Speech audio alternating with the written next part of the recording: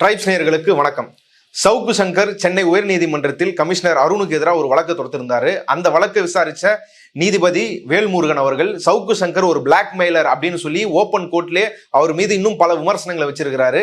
ஏன் இந்த கேஸ் அவருக்கு எதிராகவே மாறிடுச்சு, நீதிபதி சவுக்கு சங்கர் குறித்து என்னெல்லாம் சொல்லியிருக்காரு, கோர்ட்ல என்ன நடந்தது அப்படின்றத பத்தி தான் இந்த வீடியோ நம்ம பார்க்க இருக்கோம். இது குறித்து பேசுறதுக்காக திரு கரிகாலன் அவர்கள் நம்மோட இணைந்துள்ளார். வாருங்கள், அவரோடு பேசுவோம். வணக்கம். வணக்கம் அரவிந்த்.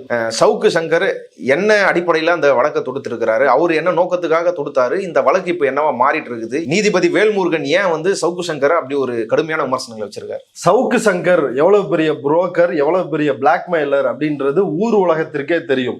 இன்றைக்கு நீதிபதி வேல்முருகன் அவரும் இன்றைக்கு நீதிமன்றத்தில் இந்த மாதிரியான பிளாக்மெயில் விஷயங்களை அம்பலப்படுத்தி பேசியிருக்கிறாரு. அதுவும் காட்டமான முறையில் பேசியிருக்கிறாரு. உங்களுடைய கிளைண்ட் கிட்ட நீங்க அட்வைஸ் பண்ணுங்க, இப்படிலாம் பண்ணக்கூடாது, பிளாக்மெயில் எல்லாம் பண்ணக்கூடாது அப்படின்னு அட்வைஸ் பண்ணுங்க அப்படின்னு சவுக்கு சங்கரினுடைய கவுன்சில், அவருடைய வழக்கறிஞர்கிட்ட நீதிபதி இதை சொல்லி இருக்கிறாரு. அதாவது இன்றைக்கு நீதிமன்றத்தில் இவர் போட்ட ரிட் பெட்டிஷனுக்கு சரியா ஆப்புல உட்கார்ந்த மாதிரி நீதிபதி வேல்முருகன் அவர்கிட்ட இவர் சிக்கியிருக்கிறாரு. ஏற்கனவே ஏடிஜிபி ஜெயராமன் ஆள் கடத்தலுக்காக தன்னுடைய காரை, தன்னுடைய வாகனத்தை கொடுத்தாரு இந்த கடத்தல் கும்பலுக்கு. அதுல பூவை ஜெகன்மூர்த்திக்கு தொடர்பு இருக்குது, ஒரு கட்ட பஞ்சாயத்து நடந்திருக்கிறது அப்படின்னு நீதிமன்றத்திலேயே வேல்முருகன் காட்டமான கேள்விகளை நீதிபதி முன்வைத்தார். மிகப்பெரிய அளவுல எல்லாருமே அதிர்ந்து போனாங்க. அங்கேயே சட்டையை கழட்டு, நீ இப்போ உடனடியா இவரை கைது பண்ணுங்க அப்படின்னு ஏடிஜிபி ஜெயராமனை கைது செய்யும் அளவிற்கு அதுல நடந்துச்சு. அவ்வளவு சீரியஸா அந்த பிரச்சனைய நீதிபதி வேல்முருகன் ஹேண்டில் பண்ணாரு. இப்ப அதே நீதிபதியிடம் இன்றைக்கு சவுக்கு சங்கர் வசமாக சிக்கி இருக்கின்றான். இவனோட யோகிதை என்ன, வண்டவாளம் என்ன அப்படின்றத இன்னைக்கு இந்த வழக்கினுடைய ஆரம்ப கட்ட விசாரணையிலேயே நீதிபதி இதை அம்பலப்படுத்தி பேசியிருக்கிறாரு வேல்முருகன். சவுக்கு சங்கர் ஒரு ரிட் பெட்டிஷன் நீதிமன்றத்துக்கு போடுறாரு. அதுல என்ன சொல்றாருன்னா, ஏற்கனவே அதாவது கடந்த பிப்ரவரியில் கும்பமேளா நடைபெற்றுச்சுல்ல உத்தரப்பிரதேசத்துக்கு, அப்ப தன்னுடைய சவுக்கு மீடியா டீமோட அவர் கிளம்பி உத்தரப்பிரதேசத்துக்கு போயிட்டு இருந்ததாகவும், அப்ப தெலுங்கானாவில் உள்ள ராமயாம்பேட் அப்படின்ற இடத்துல போலீஸ் அவருடைய காரை மறித்ததாகவும், இடைமறித்ததாகவும், தடுத்ததாகவும், அவரை போலீஸ் ஸ்டேஷனுக்கு கூட்டு போய் அவரையும் அவர் குரூவையும் 2 மணி நேரம் காக்க வச்சுட்டு, அதற்கு பிறகு அந்த காருக்கு பொல்யூஷன் சர்டிபிகேட் இல்லை அப்படின்ற காரணத்திற்காக 1000 ரூபாய் ஃபைன் போட்டிருக்கிறாங்க. சவுக்கு சங்கர் இந்த பெட்டிஷன்ல என்ன சொல்லிருக்கிறாருன்னா, அந்த ராமயாம்பேட் அந்த இடத்துல 20 போலீஸ் திடீர்னு சரவுண்ட் பண்ணாங்க, எங்களை அழைச்சிட்டு போய் 2 மணி நேரம் காவல் நிலையத்தில் உட்கார வச்சாங்க, விசாரிச்சாங்க, இப்படியெல்லாம் சவுக்கு சங்கர் சொல்லிருக்கிறாரு. அப்ப சொல்லிட்டு இதற்கு காரணம் சென்னையினுடைய கமிஷனராக இருக்கக்கூடிய அருண் ஐபிஎஸ், அவரு தான் காரணம் அப்படின்னு குறிப்பிடுறாரு.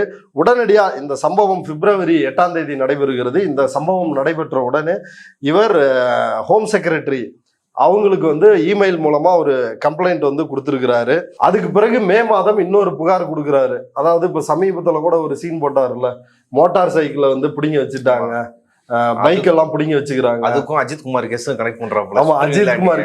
அதாவது இதுல ரொம்ப முக்கியமா இந்த அஜித் குமார் வழக்குல இது போலீஸ் அட்ராசிட்டி, போலீஸனுடைய கொடூரம், இதை பத்தி எல்லாரும் பேசிக்கிட்டு இதை போக்கஸ் பண்ணிட்டு இருக்கிறப்ப ஒரு திருட்டு கூட்டம் மட்டும் ஒரு வேலை பார்த்தாங்க.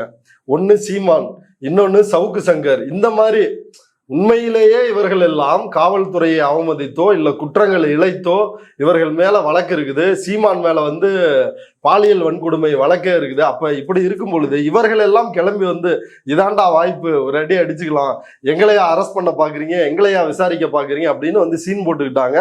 அதைத்தான் சவுக்கு சங்கர் செஞ்சாரு. ஆக்ரோஷத்தின் உச்சிக்கே சென்ற சவுக்கு சங்கர் அப்படின்னு சொல்லி தம்ப்நெயில், நம்ம பச்சைமுத்து புதிய தலைமுறை சமஸ் அவர் தம்ப்நெயில்லாம் வச்சு சவுக்கு சங்கரை மீண்டும் ஒரு போராளியாக அவர் அம்பலப்பட்டு நாரி போய் இருக்கிறாரு. அவரை மீண்டும் ஒரு போராளி ஆக்குவதற்கான ஒரு முயற்சியில் ஊடகங்கள் ஈடுபட்டுச்சு. அந்த பிரச்சனையை குறிப்பிட்டிருக்கிறாரு. பெட்டி சார்ஜஸ் போட்டு பைக் எல்லாம் கொடுக்குறாங்க அப்படின்னு. அடுத்து மே 23ஆம் தேதி இன்னொரு புகார் கொடுக்குறாரு. அந்த புகார் யாருன்னா ஹோம் செக்ரட்டரிக்கு. ஏன் அந்த புகாரை கொடுக்குறாருன்னா, அவங்க தான் chairperson of the state police complaints authority அந்த அத்தாரிட்டியினுடைய சேர்பர்சன் வந்து அவங்க தான். இந்த அத்தாரிட்டி எதுக்குன்னா போலீஸ் செய்யற தவறுகள் அதன் மீது வந்து நடவடிக்கை எடுப்பது. இது போலீஸ் ரிஃபார்ம்ஸ் ஆக்ட் 2013 அடிப்படையில் இந்த அத்தாரிட்டி நிறுவனம் வந்து அமைப்புன்றது செயல்பட்டு இருக்குது. அப்ப இதற்கு நான் வந்து ஒரு புகார் அனுப்புனேன் அப்படின்னு சொல்றாரு. அடுத்து ஃபர்தரா அவரு ஜூன் 21 அன்றைக்கு டிஜிபிக்கு ஒரு புகார் அனுப்பி இருக்கிறார். இது சம்பந்தமாக ஒரு புகார் அனுப்பி இருக்கிறாரு. அந்த புகார்ல டிஜிபி வந்து கமிஷனர், சென்னை போலீஸ் கமிஷனராக இருக்கக்கூடிய அருண் மேல நடவடிக்கை எடுக்கணும். ஏன்னா அருண் என்னுடைய சேனலை நடத்த விடாமல் தடுக்கிறார், எனக்கு தொல்லை கொடுக்கிறாரு, நான் போலீஸ் அட்ராசிட்டிஸை தொடர்ந்து அம்பலப்படுத்திட்டு வரேன், போலீஸினுடைய தவறுகளை சுட்டி காட்டிட்டு வரேன், கஸ்டோடியல் டெத்தை அம்பலப்படுத்திட்டு வரேன், அதனால என்னை இயங்க விடாமல் சென்னை போலீஸ், சென்னை பெருநகர காவலர்களும் குறிப்பாக சென்னை கமிஷனராக இருக்கக்கூடிய அருணும் இந்த வேலையை செய்கிறார்கள் அப்படின்னு வந்து புகார் கொடுத்திருக்கிறாரு. இவர் மீது நடவடிக்கை எடுக்கணும்னு.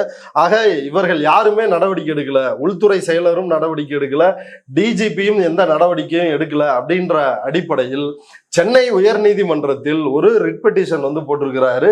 அந்த வழக்கானது நீதிபதி வேல்முருகன் அவர் முன்னிலையில வந்திருக்குது. அதை ஒட்டி தான் இன்றைக்கு காரசாரமான விவாதங்கள் வந்து நடைபெற்று இருக்குது. சவுக்கு சங்கர் கொடுத்த அந்த புகார், இப்ப போட்டிருக்க வழக்கு, இதோட உண்மைத்தன்மை வந்து எந்த அளவுக்கு இருக்கு? அதாவது இதனுடைய உண்மைத்தன்மை என்னன்னா, சவுக்கு சங்கர் அவருடைய யூடியூப் சேனல்ல உட்காந்து பேசுவார் இல்ல, அதுக்கு எவ்வளவு உண்மைத்தன்மை இருக்குதோ அதே உண்மைத்தன்மை தான் இந்த புகார்லயும் இருக்குது. யோசிச்சு பாருங்க, சென்னை கமிஷனரா இருக்கிறாரு அருண், தெலுங்கானாவில் இவங்க வண்டி கிராஸ் ஆகி போயிட்டு இருக்குது. போறப்ப அங்க இருக்கிற ஒரு போலீஸ் ஸ்டேஷன்ல இருந்து இவரை வண்டியை வந்து மறிச்சு செக் பண்றாங்க. அதுக்கு பிறகு இவங்களை கூட்டு போய் விசாரிக்கிறாங்க. பொல்யூஷன் சர்டிபிகேட் வந்து இல்லை அப்படின்னு சொல்லி அவர் மேல 1000 ரூபாய் ஃபைன் போட்டிருக்கிறாங்க. அவங்களுக்கு உடனே விட்டுட்டாங்க. இதுல எதன் அடிப்படையில் கமிஷனர் அருணுக்காக வந்து வாதாடல, அருணுக்கு எதன் அடிப்படையில் இதுல தொடர்பு இருக்குது அப்படின்றத இவரு தானே நிரூபிக்கணும், அந்த ஆதாரங்களை கொடுக்கணும்ல. இப்ப இவர் வந்து இத்தனை மணிக்கு போன் பண்ணி அவர்கிட்ட சொன்னாரு, இந்த டீட்டெயில் சொன்னாரு, இத்தனை வைக்கணும், ஆமா, இத்தனை இவ்வளவு விஷயங்கள் இருக்கும் பொழுது இவர் வந்து யூடியூப் சேனல்ல என்ன பேசுவாரோ அதே தான் இந்த ரிட் பெட்டிஷன்லயும் கோர்ட்ல போட்டிருக்கிறாரு. அது மிக தெளிவா தெரியுது. தெலுங்கானால போலீஸ் ஒன்ன பிடிச்சி பொல்யூஷன் சர்டிபிகேட் இல்லை அப்படின்னு சொல்றதுக்கும் இங்க கமிஷனராக இருக்கக்கூடிய அருணுக்கும் என்ன தொடர்பு இருக்கிறது அப்படின்றது மிக முக்கியமான ஒரு கேள்வி. அந்த கேள்விக்கு சவுக்கு சங்கர் பதில் சொல்லணும். ஏன்னா ராமதாஸ் வீட்டுல ஒட்டு கேட்கும் கருவி இருக்குது அப்படின்ற வரைக்கும் புலனாய்வு செய்து அந்த செய்தியை இந்த சமூகத்துக்கு சொல்லக்கூடிய சவுக்கு இதுல எப்படி நேரடி தொடர்பு இருக்குது அப்படின்னு வந்து சொல்லணும். ஏன்னா இவர் இதே அருண் மீது ஏற்கனவே இவரை ஆபாசமாக பேசி இவரோட அட்ஜஸ்ட் பண்றதுனாலதான் வந்து அவங்களுக்கு பெண் காவல் அதிகாரிகளுக்கெல்லாம் வந்து போஸ்டிங் கிடைக்குது அப்படின்னு எல்லாம் ஒரு திருநங்கை ஓடையும் வந்து இவரை சேர்த்து வச்சு பேசி, இப்படி சவுக்கும் ஃபெலிக்ஸும் வந்து பேசி அவர்கள் சிறைக்கு போனாங்க. அது எல்லாமே வந்து நாட்டுக்கே தெரியும். அப்படி இருக்கிறப்பதான் மீண்டும் தொடர்ச்சியா ஏற்கனவே கொடுத்த புகார்லயும் அவர் வந்து அருணை டார்கெட் பண்ணி தான் வந்து கொடுத்திருந்தாரு. இப்பயும் அருண் IPS அவரை வந்து டார்கெட் பண்ணி தான் இதை கொடுத்திருக்கிறாரு. அப்ப இதை விசாரித்த நீதிபதி வேல்முருகன் வந்து தன்னுடைய விசாரணையின் போது பல முக்கியமான விஷயங்களை வந்து பேசியிருக்கிறாரு. சவுக்கு சங்கர் வந்து கமிஷனர் அருணை வந்து குற்றச்சாட்டு பண்ணி தான் அந்த பெட்டிஷனை ஃபைல் பண்ணியிருக்காரு. ஆனா நீதிபதி வேல்முருகன் எப்படி சவுக்கு சங்கரை சார்ஜ் பண்ற மாதிரி எப்படி அதுல பேசியிருக்காரு? என்ன தொடர்பு அதுக்கு? ஏன்னா சவுக்கு சங்கருடைய யோகிதை என்ன அப்படின்றது ஊருக்கே தெரியும்ல, அது நீதிபதிக்கு தெரியாமலா இருக்க போது. ஏற்கனவே பல வழக்குகளில் உதாரணத்துக்கு சொல்லணும்னா G2 கேஸ், அதுல அன்றைக்கு அப்பட்டமாக அவரோட இருந்த பிரதீப் அப்படின்ற அந்த நபர், அவரோட அட்மினா இருந்த பிரதீப் வெளியே வந்து பேட்டியை கொடுத்தாரு. இவரு பாஷ்யம் அந்த நிறுவனத்துக்கிட்ட வந்து காசை வாங்கிக்கிட்டு G2 வந்து அட்டாக் பண்றாரு, இதுதான் அவர் வந்து பண்ண வேலை அப்படின்னு சொன்னாரு. அதுலயே நிறைய விஷயங்கள் இருக்குது. முதல்ல நீதிபதி வந்து இந்த பெட்டிஷன் தொடர்பான விசாரணையின் பொழுது சில ஜேர்னலிஸ்ட் எல்லாருமே அவங்களே வந்து மீடியாவில் ஒவ்வொரு பிரச்சனைக்கும் பேரலல் ட்ரையல் வந்து நடத்த ஆரம்பிச்சிடுறாங்க. அவங்களே ஒரு பேரலான ஒரு விசாரணையை நடத்தி இந்த வழக்கை போலீஸ் எப்படி விசாரிக்க வேண்டும், நீதிபதி எப்படி வந்து இதை ஹேண்டில் பண்ணும், இப்படின்னெல்லாம் வந்து பேசுறாங்க அப்படின்னு பொதுவாக பேசிக்கொண்டு இருந்த நீதிபதி சட்டார்னு சவுக்கு சங்கர் பக்கம் வந்து அப்பதான் திரும்புறாரு. அப்ப அவருடைய சவுக்கு சங்கரினுடைய அட்வொகேட் அவரை பார்த்து உங்க கிளைண்ட்டுக்கு நீங்க அட்வைஸ் பண்ணுங்க அப்படின்னு சொல்லிட்டு சில விஷயங்களை சொன்னாரு. அதுதான் மிகவும் பரபரப்பா கோர்ட்டையே பரபரப்பாக்கி இருக்குது. அதாவது என்னன்னா, த ஜட்ஜ் சேட், இது வந்து ஹிந்துல வந்து ரிப்போர்ட் ஆயிருக்குது. ஜட்ஜ் வந்து சொன்னாரு, பத்திரிகையாளர்கள் பத்திரிகை சுதந்திரத்தை உறுதிப்படுத்துகின்ற ஆர்டிகல் 19 அரசியலமைப்பு சட்டம் வழங்குகின்ற ஆர்டிகல் 19 அப்படின்ற பிரிவை, அந்த சட்டத்தை மிஸ்யூஸ் பண்ணக்கூடாது. அப்படி மிஸ்யூஸ் பண்றீங்க, ஃப்ரீடம் ஆஃப் ஸ்பீச் அப்படின்ற பேர்ல மிஸ்யூஸ் பண்றீங்க, நாட்டில் உள்ள அனைத்து அரசு நிறுவனங்கள் மீதும் நீங்க சேற்றை வாரி இறைக்கிறீர்கள் அப்படின்னு வந்து சொல்றாரு. ஒரு விசாரணை ஆரம்ப கட்டத்தில் இருக்கும் பொழுது அதை எந்த திசையில நோக்கி போகணும் அப்படின்றதையும் இவர் வந்து ப்ரொபகேண்டா பண்றாரு அப்படின்னு காட்டமாக பேசிவிட்டு நீதிபதி வந்து அடுத்து வர்றாரு. இந்த ஆர்டிகல் 19 பேச்சு சுதந்திரம் அப்படின்றத வந்து ஒரு தவறான ஆயுதமாக பயன்படுத்தக்கூடாது. எதுக்காக தவறான ஆயுதமா? பிளாக்மெயில் பண்றதுக்கான ஆயுதமா பயன்படுத்தக்கூடாது. ஜேர்னலிஸ்டுகளுக்கு தான் அந்த ஆர்டிகல் 19 அப்படின்ற அந்த பேச்சு சுதந்திர உரிமை, ஃப்ரீடம் ஆஃப் ஸ்பீச், எக்ஸ்பிரஷன், இது எல்லாமே கான்ஸ்டியூஷன் வந்து அரசியலமைப்பு சட்டம் உறுதிப்படுத்தி இருக்கிறது. இது போன்ற பிளாக்மெயிலர்களுக்காக அந்த சட்டம் இல்லை அப்படின்றத நீதிபதி வந்து தெளிவா சொல்றாரு. ஆனா ஒரு கசப்பான உண்மை என்னன்னா, சில பத்திரிகையாளர்கள் வந்து இந்த மாதிரி பிளாக்மெயில்ல ஈடுபடுறாங்க. அதாவது சவுக்கு சங்கருக்கு அட்வைஸ் பண்ணுங்க அப்படின்னு சொல்லிட்டு நீதிபதி சொன்ன வார்த்தைகள் இதெல்லாம். சில ஜேர்னலிஸ்ட் வந்து பிளாக்மெயில் பண்றவங்களா இருக்கிறாங்க. நீங்க வந்து கோர்ட்டுக்கும் சரி போலீஸுக்கும் சரி நீங்க சொல்றபடிதான் அவங்க கேட்கணும் அப்படின்னு நீங்க எதிர்பார்க்க வந்து கூடாது. இது சரியான வழி கிடையாது. இதெல்லாம் செய்யறதன் மூலமா ஒரு விசாரணையில தலையிடுறது, அதுல வந்து ஒரு அஜெண்டா செட் பண்ணி பேசுறது, இதெல்லாம் செய்யறதன் மூலமாக மக்களை நீங்கள் தவறாக வழி நடத்துகிறீர்கள் அப்படின்னு காட்டமா வந்து பேசியிருக்கிறாரு. அதுதான் வந்து இன்றைக்கு ஒரு முக்கிய செய்தி. பாருங்களேன், இது எவ்வளவு பெரிய செய்தி. சவுக்கு சங்கருக்கு அட்வைஸ் பண்ணுங்க, பிளாக்மெயில் பண்ணக்கூடாதுன்னு அட்வைஸ் பண்ணியிருக்கிறாரு நீதிபதி. அப்படி இருக்கும் பொழுது அந்த செய்தி எவ்வளவு பெரிய செய்தி, அந்த செய்தியை எந்த ஊடகமாவது போட்டிருக்கிறாங்களா? இங்கிலீஷ் இந்து வந்து போட்டிருக்கிறாங்க, வேற எத்தனை தமிழ் ஊடகங்கள்? இப்ப மணி போன்ற பத்திரிகையாளர்கள் வந்து என்ன சொல்றாங்கன்னா, எல்லா மீடியாக்களும் திமுக கையில வந்து இருக்குது, எல்லாமே டெல்லியில எப்படி கோடி மீடியாவோ அது போல இங்க வந்து ஸ்டாலின் மீடியாவா எல்லா மீடியாக்களும் மாறிவிட்டது அப்படின்னு சொல்றாரு. அப்படியாக இருந்தால் சவுக்கு சங்கர் பத்தின செய்தி இந்நேரம் பரபரப்பாக இருக்கணும்ல. எந்த செய்தியுமே, இந்த பேட்டி பதிவு செய்கின்ற இப்போது வரைக்கும் எந்த செய்தியுமே சவுக்கு சங்கர் அவ்வளவு பெரிய ஆள் இல்லைன்னா கூட அவர் ஒரு பைக்கை கொண்டு போறதுக்கு ஸ்டேஷன் போனதெல்லாம் நியூஸ் ஆகுது. ஆமா, அதுவும் ஃபிளாஷ் நியூஸ். ஆமா, ஆக்ரோஷத்தின் உச்சிக்கே சென்ற சவுக்கு சங்கர் அப்படின்னு போட்டு சீன்லாம் வந்து காட்டுறாங்க. இப்போ வந்து செய்தி வெளியிட்டு இருக்கணும்ல. பிளாக்மெயில் பண்ணக்கூடாதுன்னு நீதிபதி வந்து சொல்றாரு. அதுக்காக கருத்து சுதந்திரம், பேச்சுரிமைன்ற அதை தவறாக பயன்படுத்தக்கூடாது அப்படின்றத மிக தெளிவாக சொல்லி இருக்கிறார். ஆனால் எந்த ஊடகங்களும் இப்போது வரை இந்த நபர் குறித்து செய்தி வெளியிடலை அப்படின்னா, ஹிந்துவை தவிர வெளியிடலைன்னா இந்த ஊடகங்களுடைய யோகிதை என்ன அப்படின்றத மக்கள் தெளிவாக தெரிஞ்சுக்கணும். இந்த மீடியாக்கள் எல்லாம் அதிமுக பாஜக அஜெண்டாவிற்காக முழுக்க முழுக்க வேலை செய்கிறார்கள். ஏற்கனவே நாடாளுமன்ற தேர்தலிலும் அப்படித்தான் வேலை செய்தார்கள், இந்த தேர்தலிலும் அப்படித்தான் வேலை செய்திருக்கிறார்கள். இல்ல, இப்போ சவுக்கு சங்கர் கொடுத்துருக்க அந்த பெட்டிஷன்ல முகாந்தாரமே இல்லாம, கமிஷனருக்கு தொடர்பே இல்லாம அப்படி ஒரு பெட்டிஷனை, அப்படி ஒரு பொய்யை அவரால் பெட்டிஷனா போட முடியுமா? இல்ல, அதை தானே கடந்த காலங்கள்ல வந்து அவர் பண்ணியிருக்கிறாரு. அதாவது வருவாரு, யாரை அட்டாக் பண்ணோம், ஒரு அதிகார வர்க்கத்தில் ஒரு தரப்புக்கு ஆதரவாக நின்று இன்னொரு தரப்புக்கு எதிராக வீடியோ போடுறது, கூலிப்படையாக செயல்படுவது. காவல்துறையிலேயே பல உதாரணங்கள் சொல்ல முடியும். ராம்குமார் கொலை வழக்கில் ராம்குமாரை எப்படியெல்லாம் கொச்சப்படுத்தி பேசினார். ஒரு தேவேந்திர குல வேளாளர் சமூகத்தை சார்ந்தவர், இவரும் வந்து நானும் தேவேந்திர குல வேளாளர் சமூகத்தை சார்ந்தவன் அப்படிலாம் வந்து அடையாளப்படுத்திக்கிறாரு. அதுல பாதிக்கப்பட்டது ராம்குமார். மனித உரிமைகள் ஆணையத்தில் அவர் கடிச்ச ஒயர்ல மின்சாரமே பாயிலன்றது தெளிவா ஆயிருச்சு. அதுல இவன் என்ன நிலைப்பாடை சவுக்கு சங்கர் எடுத்தாரு. அதற்கு பிறகு ஆத்தூர் விவசாயிகள் அந்த விவகாரத்தில் என்ன நிலைப்பாடு எடுத்தாப்புல.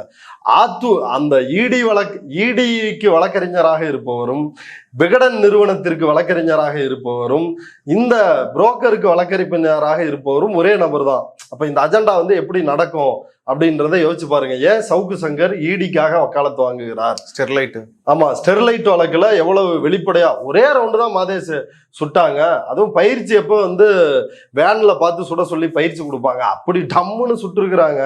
அப்படின்னு பூசாமல் பொய் சொன்னார் இந்த சவுக்கு சங்கர் போலீஸின் கொடூரத்தை காப்பாற்றுவதற்கு. ஆனா அறிக்கை என்ன? 18 முறை 18 ரவுண்டு வந்து காட்டுமிராண்டித்தனமாக காக்கா குருவியை சுடுற மாதிரி சுட்டாங்கன்னு வந்துச்சு. இதுலயே இன்னும் உதாரணத்திற்கு மிக பல விஷயங்கள் இருக்குது சொல்றதுக்கு. ஸ்ரீமதி வழக்கில் அந்த பெண்ணுக்கு ஒரு காதல், அவங்க அம்மா வந்து கேரக்டர் வந்து சரியில்லை, இப்படி எல்லாவற்றிலுமே பாதிக்கப்பட்டவர்களை குற்றவாளியாக மாற்றி அதிகார வர்க்கத்தின் ஏவல் நாயாக கூலிப்படையாக சவுக்கு சங்கர் செயல்பட்டார். இன்னும் மிகச்சிறந்த ஒரு உதாரணம், இதே எடப்பாடி பழனிசாமி குறித்து அதே ரெட்பிக்ஸ் ஊடகத்துல அதே ஃபெலிக்ஸ் அவர்கிட்டயே நேர்காணல் கொடுத்திருக்கிறார். கூவத்தூரில் என்ன நடந்தது, அந்த பங்களாவில் என்ன நடந்துச்சு, அங்க எப்படி எடப்பாடி முதல்வராக தேர்வு செய்யப்பட்டார் அப்படின்றத அவரே விளக்கி வந்து பேசியிருக்கிறாரு. அதுக்கு பிறகு கொடநாடு கொலைகளுக்கும் எடப்பாடிக்கும் எவ்வளவு நெருக்கமான தொடர்பு இருக்குது அப்படின்றதையும் சவுக்கு சங்கர் பேசியிருக்கிறாரு. அதற்கு பிறகு அதே ரெட்பிக்ஸ்ல உட்காந்து எடப்பாடி மாதிரி ஆளுமை இல்லை, எடப்பாடி ஒரு மாபெரும் ஆளுமை ஆயிட்டாரு அப்படின்னு பேசினாரு. பாஷா பாய் மாதிரி உட்கார்ந்து இருக்கிறாரு. அவர் கையை எல்லாரும் வந்து முத்தம் கொடுத்துட்டு புளியோதர மாநாடுகள்லாம் போய், ஆமா புளியோதர மாநாட்டுக்கு போய் லைவ் பண்ணி இப்படியான வேலைகளை வந்து செய்தார். அப்ப இதுக்கு இடையில வந்து என்ன நடந்துச்சு? இப்போ கொடநாடு கொலையில தொடர்பு, கூவத்தூர்ல இப்படி குறுக்கு வழியில் முதல்வர் ஆனார், டிடிவி ஆதரவு நிலைப்பாடு, சசிகலா ஆதரவு நிலைப்பாடு எல்லாம் இவர் வந்து எடுத்தாருல்ல. எப்படி அந்த நிலைப்பாடு இன்றைக்கு எடப்பாடி ஆளுமைன்னு எப்படி மாறுனுச்சு? அதுக்கு பின்னாடி இருக்கிற விஷயம் என்ன? இது ஒண்ணு. இன்னொன்னு வெளிப்படையாக சொல்ல வேண்டும் என்றால், இவருடைய பிளாக்மெயிலுக்கு ஒரு மிகச்சிறந்த உதாரணம் விகடன் நிறுவனத்தில் வேலை செய்த ஊழியர்களும் இவரும் கையுங்களவுமாக சிக்கியது. 2022 ஜனவரியில விகடன் ஒரு ஜி ஸ்கொயருக்கு எதிராக வந்து ஒரு கட்டுரை எழுதுறாங்க. அதற்கு அந்த ஜி ஸ்கொயர் நிறுவனம் வந்து ஒரு நோட்டீஸ் அனுப்புறாங்க, இதுக்கு வந்து விளக்கம் சொல்லணும் அப்படின்னு சொல்லி. நாங்க உங்களை பத்தி கட்டுரை எழுதாம இருக்கணும்னா எங்களுக்கு 50 லட்சம் நீங்கள் தர வேண்டும், மாதமானா வந்து ஒரு 50 லட்சம் எங்களுக்கு கொடுக்கணும் அப்படின்னு இவங்க நேரடியா போய் ஜி ஸ்கொயர் பாலா என்கின்ற ராமஜெயத்திடம் வந்து பேரம் பேசுகிறார்கள். அப்படி பேரம் பேசிய இந்த கும்பலோடு சேர்ந்து இயங்கிய நபர் யாருன்னா சவுக்கு சங்கர். இப்ப சவுக்கு சங்கர், விகடன் நிறுவன ஊழியர்கள் அபுதாகிர் உள்ளிட்ட அவர்கள், அவங்க எல்லாருமே சேர்ந்துதான் இந்த பிளாக்மெயில் வேலையை வந்து செய்யறாங்க. விகடனுடைய ஓனர் சீனிவாசன் அவரும் வந்து இந்த குற்றவாளிகளை காப்பாற்றுகின்ற வேலையை செய்தார். அன்றைக்கு ஒட்டுமொத்தமாக மணி தலைமையில் ஷபீர் உள்ளிட்ட பத்திரிகையாளர்கள் எல்லாருமே பிரஸ் கிளப் முன்னாடி கூடி போராட்டம் நடத்தினாங்க. ஆனால் அதற்கு பிறகு அந்த போராட்டத்தில் கலந்துகிட்ட பத்திரிகையாளர் சாவித்திரி கண்ணன் அவரே அன்றைக்கு நான் தமிழ் மின்ட்டில் இருந்தப்போ வந்து இவங்க 50 லட்சம் பேரம் பேசினது உண்மைதான் அப்படின்றத அம்பலப்படுத்தி பேசினார். அன்றைக்கு இவங்க வந்து ஊடக பலத்தை பயன்படுத்தி அது ஒண்ணுமே இல்லை அப்படின்னு வந்து மாத்திட்டாங்க. ஆனா அவங்க போய் பிளாக்மெயில் பண்ணது உண்மை. அதுக்காக தான் இவங்க மேல எல்லாம் எஃப்ஐஆர் பதிவு செய்யப்பட்டது ஒண்ணு. அதே நிறுவனம் குறித்து பொய்யான தகவல்களை பரப்புகிறார் சவுக்கு சங்கர். ஜி ஸ்கொயர் குறித்து பொய்யான தகவலை பரப்புகிறார் அப்படின்னு அந்த நிறுவனம் நீதிமன்றத்தை அணுகுது. நீதிமன்றம் வந்து பொய்யான தகவலை வந்து பரப்பக்கூடாது அப்படின்னு உத்தரவு போடுறாங்க. அதையும் மீறி மீண்டும் பொய்யான தகவலை பரப்புகிறார் சவுக்கு சங்கர். நீதிமன்றம் வந்து கடுமையா எச்சரிக்கை விடுக்குது.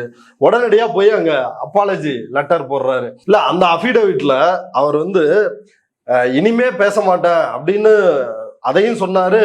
இதுக்கு முன்னாடி பேசின தகவல் பொய் தான் அப்படின்னு ஒத்துக்கிட்டு இனி இப்படி நான் பேச மாட்டேன் அப்படின்னு மன்னிப்பு கேட்டார். அப்படின்னா அதில் அந்த பொய்யா தகவல் சொல்றீங்களா, அதுக்கான நோக்கம் என்ன? ரெட்பிக்ஸ்லயும் ஆதன்லயும் தான் இதே மாதிரி ஜி ஸ்கொயருக்கு எதிராக ஒரு பொய்யான அஜெண்டாவை கட்டமைச்சாரு. அதுல மாதேஷ் மேல வழக்கு நடந்துட்டு இருக்குது.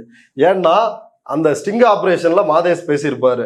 உடுமலை ராதாகிருஷ்ணன் அதிமுக அமைச்சர், அவருடைய மருமகன் எங்கள்கிட்ட கூப்பிட்டு பேசினாரு, என்கிட்டையும் சவுக்கு சங்கர்கிட்டையும் ஜி ஸ்கொயருக்கு எதிராக பேசுங்கன்னு. அதனாலதான் நாங்கள் இந்த வேலையை வந்து ஈடுபட்டோம் அப்படின்றத மிக தெளிவாக அந்த வீடியோல ஆதன் மாதேஷ் வந்து மிக தெளிவா சொல்லியிருப்பான். அப்ப அந்த வழக்கு வந்து நடக்குது. இப்ப அதுவே மிகச்சிறந்த உதாரணம். இந்த நிறுவனத்தை வந்து அட்டாக் பண்றது, நீ பணம் கொடுக்கலன்னா உன்னை பத்தி என்ன எழுதுவேன் அப்படின்னு வந்து அட்டாக் பண்ற ஒரு 2 பக்கமும் ஒரே நேரத்துல கூலிப்படையாவும் இருக்கிறது. அந்த பக்கம் பணம் கிடைச்சதுன்னா உல்டாவா அதையும் வாங்கிக்கிட்டு மொத்தத்தில் பணம் மட்டுமே குறிக்கோள் அப்படின்றதான் இந்த சவுக்கு சங்கர் அவரோடு இயங்குகின்ற இந்த கும்பலினுடைய வேலை. அதை இன்றைக்கு நீதிமன்றம் அம்பலப்படுத்தி இருக்குது. இப்ப நீதிமன்றத்தில் நீதிபதி குறிப்பிட்ட மாதிரியே எல்லா விவகாரத்திலையும் ஸ்ரீமதி வழக்கை மிஸ்லீட் பண்ணலாம், அதே போல ராம்குமார் வழக்கை மிஸ்லீட் பண்ணலாம். அதே போல ஆத்தூர் விவசாயிகள் அந்த விவகாரத்தை ஏழை விவசாயிகள் தலித் விவசாயிகள் அவங்களுக்கு எப்படி 6 ஏக்கர் நிலம் அவங்க வந்து திமுக அமைச்சர்களுடைய பினாமியாக இருப்பார்கள் அப்படின்னு அவர்களும் தேவேந்திர குல வேளாளர் சமூகத்தை சார்ந்த ஏழை விவசாயிகள், பாவம் வயசானவங்க. அப்படி எல்லா வழக்கையுமே மிஸ்லீட் பண்றதுதான். இப்ப ஈடி வந்து அவங்க மேல குற்றம் இருக்குது, அவங்க பின்னாடி திமுக அமைச்சர்கள் இருக்கிறாங்க அப்படின்னா ஈடி இந்நேரம் நடவடிக்கை எடுத்திருக்கணுமே. ஏன் அந்த விசாரணையை ஈடி அம்பலப்பட்டவுடன் நிறுத்தி கொண்டார்கள்? அந்த விசாரணையை மேற்கொண்டு நடத்த வேண்டியதானே. அது மட்டும் இல்ல, ஜாஃபர் சாதிக் கேஸ் என்னென்ன வந்து சொன்னாரு சவுக்கு சங்கர். ஆனா இன்னைக்கு ஜாஃபர் சாதிக் வந்து எங்க இருக்கிறாரு? வெளியே இருக்காரு, ஜாமீன்ல இருக்கிறாரு. அவர் மீதான குற்றங்கள் ஏதாவது நிரூபிக்கப்பட்டிருக்குதா? கிடையாது. அதே போல இப்ப ஆகாஷ் அப்படின்ற ஒரு உதயநிதிக்கு ஃப்ரெண்டு, ரொம்ப நெருக்கமானவர், குடும்ப உறவு, இவங்க எல்லாம் சேர்ந்துதான் இந்த டாஸ்மாக்ல 1000 கோடி ஊழல் பண்ணிருக்கிறாங்க அப்படின்னு இவர் சொல்லி பேசினாரு. அவரை நீதிமன்றம் விடுவிச்சிருச்சே. அவரை நீதிமன்றத்தில் அவரை வந்து இவங்க யாருமே போய் நிரூபிக்கலையே. சவுக்கு சங்கர்கிட்ட உண்மையிலேயே ஆதாரம் இருக்குதுன்னா போய் நிரூபிச்சிருக்கணும்ல. அப்ப நீதிபதி சொல்ற மாதிரி மிஸ்லீட் பண்றது உறுதியாகுதா இல்லையா? அதே போல அண்ணா யூனிவர்சிட்டி கேஸ்ல இருந்து நீங்கள் எந்த வழக்கை எடுத்துக்கொண்டாலும் சரி, அதுல வந்து இவருக்கு பிடிக்காத 2 அதிகாரிகள் பேரை போட்டுருவாரு. இதுல பின்னாடி யார் தெரியுமா இருக்கிறா? கமிஷனர் இருக்காரு. இதுக்கு பின்னாடி யார் தெரியுமா இருக்கா? ஏடிஜிபி இருக்கிறாரு. அப்படின்னா அங்கங்க இவருக்கு எந்தெந்த அதிகாரிகளை பிடிக்காதோ இல்ல எந்த அதிகாரிகளுக்கு எதிராக ஒரு அஜெண்டாவில் ஈடுபடுறாரோ அந்த அதிகாரிகள் பேரை அதுல போட்டு ஃபில்அப் பண்ணி அவர்களை முழுமையாக டேமேஜ் பண்றது, இந்த வேலைகளை சவுக்கு சங்கர் வந்து தொடர்ச்சியா வந்து செஞ்சுட்டு வர்றாரு. அதற்கு மிகச்சிறந்த உதாரணம் தான் இந்த பிளாக்மெயில் பண்ண கேஸ், ஜி ஸ்கொயரை பிளாக்மெயில் பண்ணது. அதாவது ஒரு நிறுவனத்திடமிருந்து காசு வாங்கி கொண்டு இன்னொரு நிறுவனத்தை அட்டாக் பண்றது. அப்படி இல்லைன்னா உன்னை பத்தி எழுதுவேன், நீ பணம் கொடுப்பியா இல்லையா? அதே தான் வந்து ஜி ஸ்கொயர் விவகாரத்தில் வெளிப்படையாக இவர்கள் கையும் களவுமாக சிக்கினார்கள். முதல்ல எஃப்ஐஆர் போட்டாங்க. அதுக்கு பிறகு இவங்க தங்களுக்கு இருக்கின்ற ஊடக புரோக்கர்களின் பலத்தை பயன்படுத்தி அவங்க வந்து அதுல இருந்து தப்பிச்சுட்டாங்க. ஆனா நீதிமன்றத்தில் சவுக்கு சங்கர் சிக்கினாரு, மன்னிப்பு கேட்டார் அப்படின்றது ஒரு தெளிவான ஒரு விஷயமா இருக்குது. இது மட்டும் இல்ல, 2G கேஸ்ல சவுக்கு சங்கர் வந்து உச்சகட்டமாக போய் மிக கேவலமாக கீழ்த்தரமாக மகாலட்சுமிக்கு எப்படி அவருக்கு வந்து சன் நியூஸ் செய்தி வாசிப்பாளர் மகாலட்சுமி அவரை குறித்து எப்படியெல்லாம் மிக கேவலமாக அவரோட கேரக்டரே வந்து காலி பண்ணணும் அப்படின்னு சவுக்கு சங்கர் வந்து எழுதினாரோ, அதே போல ஆராசா பற்றி அன்னைக்கு ஆண்டிமுத்து ராசா மட்டும் அன்னைக்கு நைட்டு செகண்ட் ஷோ போயிருந்தாருன்னா ஆராசான்னு ஒருத்தரே வந்து பிறந்திருக்க மாட்டாரு. நாடு இப்படி 1,76,000 கோடி ஊழலை சந்தித்திருக்காது அப்படின்னு வாய் கூசாமல் கொஞ்சம் கூட கூச்சமே இல்லாமல் பிரபகண்டா பண்ணான். அதுல என்ன ஆயிடுச்சு? நீதிபதி ஓபி சைனி டெய்லியும் காலைல 10 மணில இருந்து 5 மணி வரைக்கும் கதவை திறந்து வச்சு 6 மாசமா காத்துட்டு இருக்கிறேன். 2G ஊழல்னு யாரும் நிரூபிக்க எந்த ஆதாரத்தையும் வந்து கொண்டு வந்து தரல, அவர் சட்டப்படிதான் வந்து செஞ்சிருக்கிறாரு அப்படின்னு நீதிமன்றம் அவரை வந்து விடுதலை செஞ்சுதா இல்லையா? அப்ப சவுக்கு சங்கரனுடைய நெரேட்டிவ் வந்து என்ன ஆச்சு? அப்படி பல வழக்கை வந்து குறிப்பிட்டு சொல்ல முடியும். இப்ப இதுதான் சவுக்கு சங்கரனுடைய யோகிதை. சவுக்கு சங்கரை இன்றைக்கு நீதிமன்றமே கையும் களவுமாக அம்பலப்படுத்தி இருக்கிறது. இதுல இறுதியா நீதிபதி என்ன உத்தரவு பிறப்பிச்சிருக்கிறார்னா, இவர் மீதான கிரிமினல் வழக்குகள் எத்தனை இருக்கிறது, அதில் எத்தனை வழக்குகளின் மீது விசாரணை முடிக்கப்பட்டிருக்கிறது அப்படின்னு இந்த லிஸ்ட நீதிபதி 2 வாரத்திற்குள் தாக்கல் பண்ணும் அப்படின்னு சொல்லி ஹோம் செக்ரட்டரிக்கும் டிஜிபி சங்கர் ஜிவால் அதே போல கமிஷனர் அருண் இவங்க 3 பேருக்கும் ஒரு உத்தரவிட்டிருக்கிறார். அதன்படி அடுத்த கட்டம் இன்னும் 2 வாரத்திற்கு பிறகு இது தொடர்பான வழக்கு வந்து விசாரணைக்கு வரும். அதுல என்ன நடக்குது அப்படின்றத வந்த பிறகு பேசுவோம். ஆக மொத்தத்தில் சவுக்கு சங்கர் ஒரு புரோக்கர் ஹவுஸ், மீடியா என்ற பெயரில் ஒரு புரோக்கர் ஹவுஸை தான் வந்து நடத்துறாரு அப்படின்றது மிக வெட்ட வெளிச்சமாக இந்த பிரச்சனையிலேயே தெரிய வந்திருக்குது. இவ்வளவு நேரம் இந்த செய்தி குறித்து விரிவா உங்க கருத்துக்களை பகிர்ந்து கொண்டதுக்கு நன்றி.